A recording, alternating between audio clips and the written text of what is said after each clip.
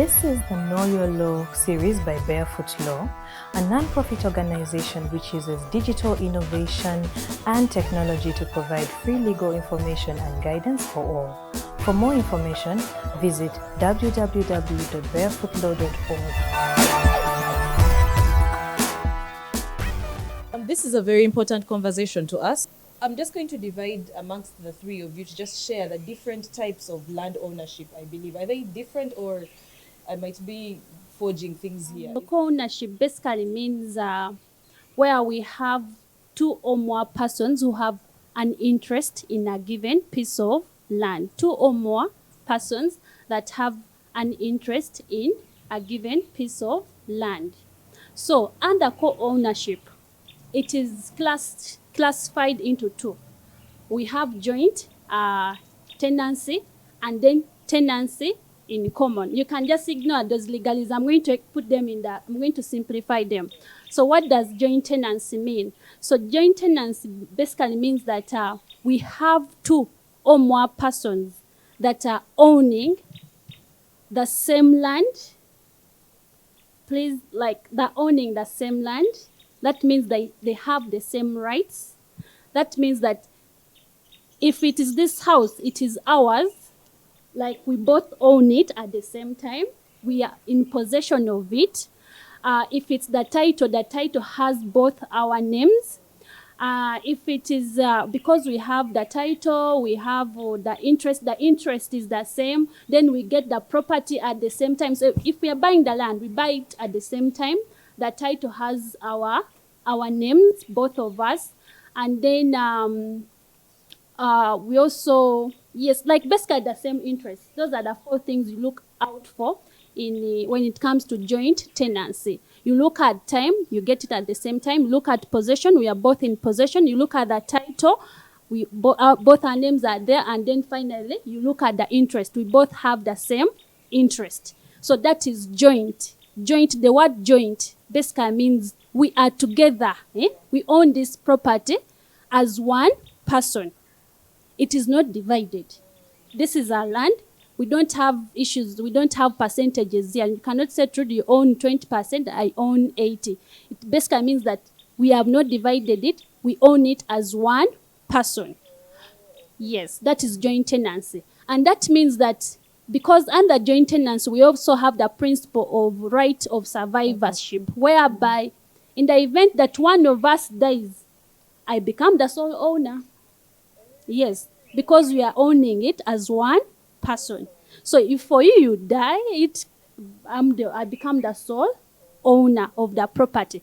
So even if we're not related, we are not married, Hakim and I, probably we are just friends and we are owning this property as joint tenants. That means that when Hakim passes on, his wife or his relative cannot come and claim the share. The share automatically reverts back to me as the sole owner. That is joint tenancy. Then we are having what we call tenancy in common. The difference is that, of course, in this case, that we also have parties who are owning, let's say, a piece of land. But in this case, the difference is we don't own it. The shares are not the same. Yes, the shares are not, like you can identify and say that Trudy owns 10% in his property. Hakim has 30, another Doreen has this. So like the shares are not the same. And that means that in the event that I pass on, my share can go to an administrator, to my heir, to my family member. You get it? That is where the difference is between joint tenancy and tenancy in common. So to connect it or to relate it to due diligence, because today we are talking about due diligence. So if you're going to deal with such kinds of properties, what should you do if you're going to buy? For joint tenancy, if you're going to buy it, if you're interested in that kind of property, it means that both, if Hakim and I are the ones that joint tenants, it means that we both must consent. You cannot go and deal with Hakim behind my back, and then you think you would have gotten a good deal. No, it is void. it is illegal, it will not be sanctioned. So that means that both of us must consent, both of us must be willing to sell that land. So that is what you should look out for. So when it comes to joint tenancy, if you want to buy that kind of property, like we say that everyone has that distinctive shares, that means that if I have my 10%, I could be willing to sell it. And so that means that you might not need the consent of the rest of the members, but then you must notify them, because they can also be given the first option to purchase. We are a group. So if you're just going to bring someone outside, probably we are willing to buy the 10%, or probably even get someone that we can work with closely, the one who understands, because it's an agreement. So if you want to sell, if you're going to buy that kind of property, please make sure that the other parties are notified and they are okay, because they would want to purchase the 10%. So basically, and then you follow other steps that Hakim and Doreen talked about in addition to what I just mentioned. Thank you, Trudy. So Hakim, groups such as investment groups, how can they deal with this? When it comes to different groups, and the most common one these days being investment clubs. Yeah. And why have they cropped up so much these days is because of the value of land. You will find that we want to put up a commercial venture here, but me as a person, I cannot afford it. But when we pool resources, say like the four of us here, Gertrude, Doreen and me, we can raise money and put up something. We must first bear in mind the legal framework is what we want to put up a legal entity or not, like investment clubs. Yeah. Are they legal entities that can own land? That is the first question. If the answer is answered in the negative, what can we do to make it a legal entity that can own land? If we say we put up a partnership, what is the legal framework under which we can incorporate the same and it owns land? I don't want to discuss the legalese, but what would be most appropriate before you come up with a resolution to buy land as an investment club, you must first establish yourselves legally, and the investment club becomes a person in law. They can decide to register a company. They can decide to register a trust. There is something we didn't discuss here today when it comes to land held by registered trustees. Like, for example, the church holds land, and they are selling land as registered trustees. What is required for them to sell and buy? We didn't talk about it, but it will. Can we talk about it? Like, for example, Doreen will agree with me, like the registered trustees of Church of Uganda are selling land. They subdivide land and sell. What are the legal requirements? Before you buy land from a trustee must get consent from the Minister of Lands, Housing and Urban Development. So it's a requirement also. You're buying from the registered trustees of Church of Uganda, you must have that document. That just came in. I was discussing investment groups. They must first create a legal entity. If you don't create a legal entity, you must come up with a binding document that me, Doreen, and you are going to start this venture as an investment club. Should we create a partnership? This land is going to be held as a joint tenancy or a tenancy in common. What are we going to use it for? It's going to be registered in whose names?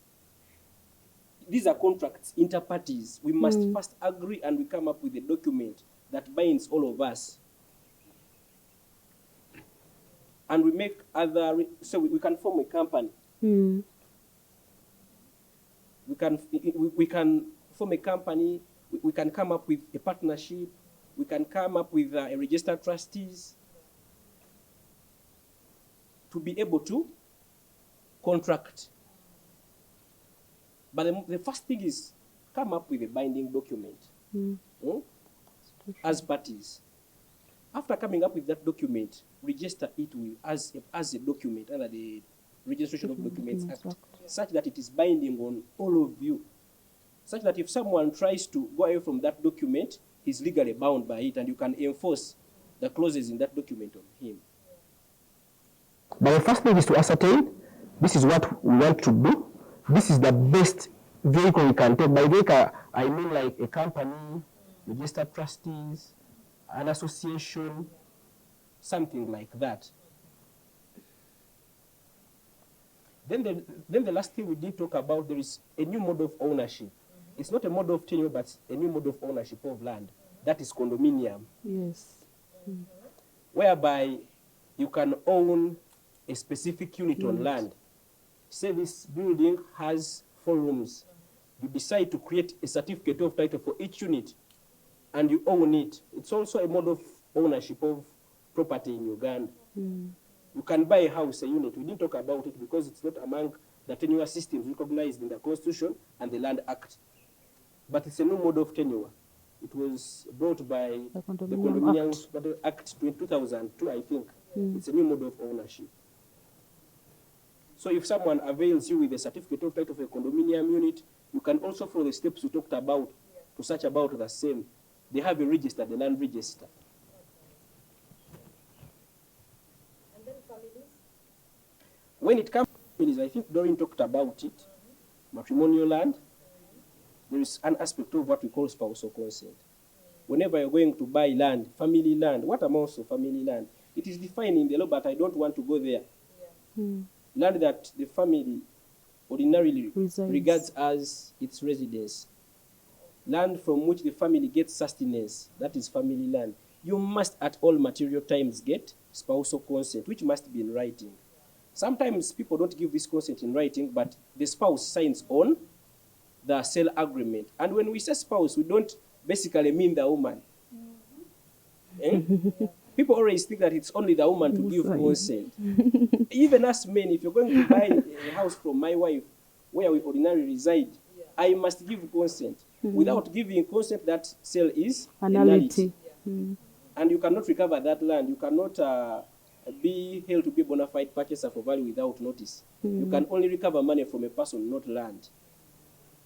So if you're buying land from a family, before the amendment of the Land Act, even children were required to give consent. But with the 2004 and the 2010 amendment, it's no longer a mandatory requirement. It's only the spouse. And the spouse means either the husband or the wife.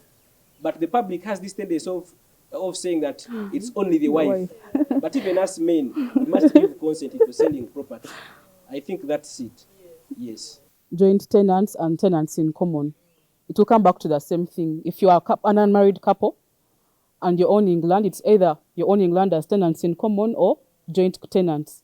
And the implications that Irene discussed apply. Then when it comes to matrimonial property and you're a married couple, the law has come up to discuss what amounts to matrimonial property. It's not necessarily, let's say Doreen and Hakim. Doreen owned land before she got married to Hakim, and they've now become married. That it will now become matrimonial property. No, married couples are capable of owning property independently, irrespective of whether they are married or not. So it's not a must that if you marry someone, you own property together and it's matrimonial property. That's the misconception many people have. So when you're a married couple, you have to agree. If you're acquiring property after your marriage, you have to agree and, let's say, buy land and have it registered in both your names. It's safer that way. Or if your intention is to have your land as an individual, Doreen independently and Hakim independently, be it. So it is not a guarantee that if I'm married to Hakim, and the property that I've bought in the marriage amounts to matrimonial property. No, that's not the case. Thank you very much, Doreen. Thank you very much. Amazing. Land as